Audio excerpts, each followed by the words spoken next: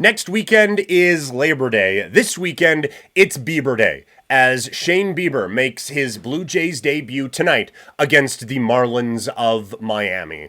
And this has obviously been a tremendous, out of nowhere, brilliant season from the Toronto Blue Jays. And one of the most fun seasons you could have as a Blue Jays fan in a really, really, really long time.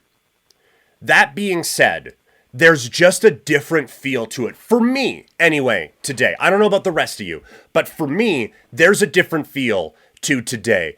And I think I've said before, I need to very much temper my expectations. I jokingly put in the Twitch chat when Toxic asked about the Biebs. We got a Deeds, we got a Biebs here. But about the Biebs stat line for tonight, I was like 9 innings, no hits, 27 strikeouts. And it feels like at times that's basically what I am expecting. I have been penciling this guy in as a potential playoff starter for the Blue Jays since we got the notification that Kyle Stevens was on his way to Cleveland for that dude. And I am beyond excited to see this and what it turns into. And so the reason for the excitement is, I mean, it's obvious, right? Like, if this guy is what we think he can be still, then this is a game changer for the Toronto Blue Jays, not only during the regular season, but also for postseason play and how you view their playoff odds and their odds of working their way through the postseason potentially to a pennant and beyond. He can be that type of a game changer for this Blue Jays team. So I want to see where he is at. And even if it's not great where he is at tonight, and it is not cause for concern or anything like that. It is a first start in the big leagues after having a pretty huge surgery and something to work through. But also, and with all due respect to the Blue Jays pitchers that they have had over the last decade or so, there's just a different feel when it's an ace on the mound. And Bieber can still be that guy. Like, I remember some pretty blah years when Roy Halladay was the Blue Jays pitcher. But Roy Halladay's starts were not to be missed because it had a different feel to it. And the Blue Jays have had good pitchers since then, right? Like Stroman was very good with the Blue Jays. Aaron Sanchez got to that point, I think, with Toronto. You kind of thought you were going to get that with R.A. Dickey, and then you didn't. And then by the time you did get it again, you had been spurned to the point where you didn't think you were going to get it and you just couldn't appreciate it anyway. But that's another story for another day. And then David Price. Like, he is the most talented pitcher the Blue Jays have had since then. You kind of got a bit of that just because it was like, man, I don't know how many months I'm going to see David Price in a Blue Jays uniform for. So let's roll with this one, bad boy. Let's just go. And so there was a bit of it with that. And then even like Robbie Ray winning the Cy Young, it was so much of a, wait, is this really happening? That you didn't necessarily believe it. And so there's just a different feel. And baseball is the only sport where you can get this, where you have a guy who can come in every fifth day and change the feel of a game so much. So it's cool to have that feeling again for the Blue Jays. As far as what to expect tonight, my official prediction is, we'll say 4 innings, 3 hits, 2 walks, and 6 strikeouts. And we'll say 2 runs. 2 runs, 4 innings, 3 hits, couple walks, 6 strikeouts. So the stuff is good. Maybe it's a little all over the place. We got some stuff to work on, but then you can let the bullpen take it the rest of the way. I just hope the offense is there because this has been a team that struggled the last few games. And honestly, since Colorado, I think I saw the stat. They are 7-12 in their last 19 games against teams not named the Colorado Rockies, which still means that they're 10-12 in their last 22. In general, and that's not a first place ball club by any stretch of the imagination. So the offense has to pick it up tonight. I don't know. I haven't seen any updates on if Vladdy is ready to go. By the time you're watching this, maybe you will know. But while we're doing this live, I don't know. But the being at home, I think, is going to help. And I think they've also picked a pretty good spot for Bieber here. The Marlins are not one of the most potent offenses in Major League Baseball.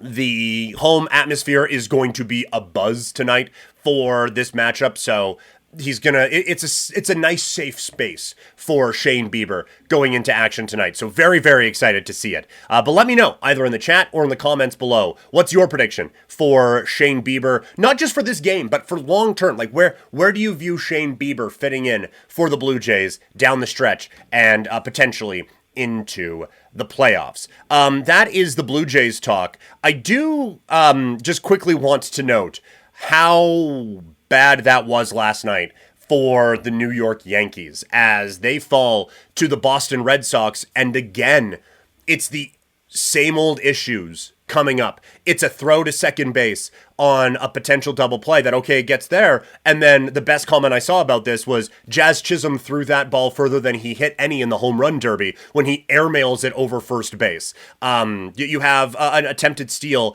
at second, and the throw from the catcher goes into center field. You are having all these issues still coming up for the New York Yankees. And it is wild to me that they went out, aggressively made the moves that they did at the trade deadline. And look, they have played better baseball. It looked horrendous in that series against the Marlins, where it all went south against them. And all the guys who they just traded for, the relievers and the dude who they put in right field, all screwed up in the first game. But since then, they have been playing better. But every time that spotlight seems to be on them, it flusters them. And it's so un-Yankee-like.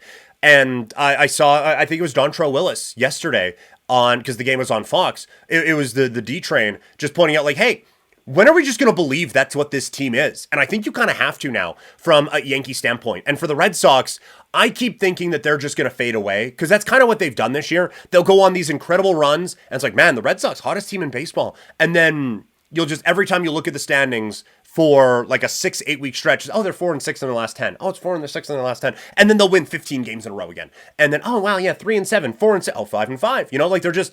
They're just kind of there a lot. And I kind of felt like this was what that was going to be. They lose a couple of games at the end of their series against Baltimore. It's okay.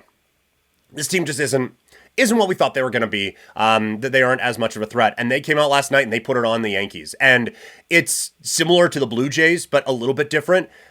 I think once they recognized where they had the Yankees, they really were able to take advantage, being more aggressive on the bases. If I am a team in baseball, I'm running on everything.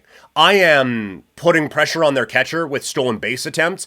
I am taking the extra base every opportunity I can when a ball is hit to the outfield. Now, that would be my style of baseball anyway. But I think the Red Sox, like the Blue Jays did that by just having a bunch of guys who don't strike out. And that's why I think Toronto is a really bad matchup for New York, is that this is a team that struggles defensively, and the Blue Jays are good at putting the ball in play.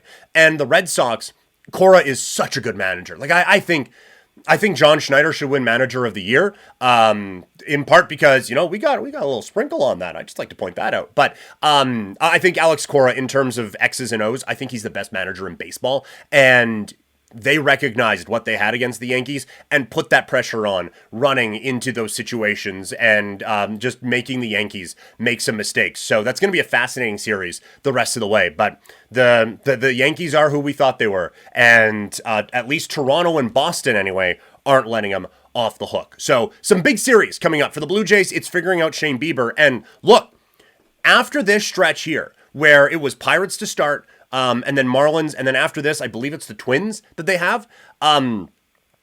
This stretch here, this is the time to make it up. Because after this, it gets very difficult for Toronto. So, like, series where, oh, yeah, you lost 2 or 3, but these things happen in baseball. Okay, but they can only happen once. Now you have to come out and just, out of context, this is going to sound very bad, but bludgeon the Marlins over the next few games. Because this is not a series that you should be messing around with. This is a series that you are a first place ball club. You are at home. The two teams chasing you are playing each other, so one of them is going to lose every night. Let's put some distance between yourselves and them going forward. This is a big, big stretch here for the Blue Jays and an interesting weekend series ahead for the Yankees and Red Sox. If you have more baseball takes, let me know in the live chat. And if you're watching this after the fact, let me know down in the comments section below. Like I said, where do you think Bieber's going to fit in? And are we overreacting to the issues that the New York Yankees have had when it comes to fielding and just baseball fundamentals this season? Thank you guys so much for watching these videos. A lot more still to come here on the live stream, but make sure that you hit that subscribe button and hit that notification bell so you know that when so you are aware, of when we are going live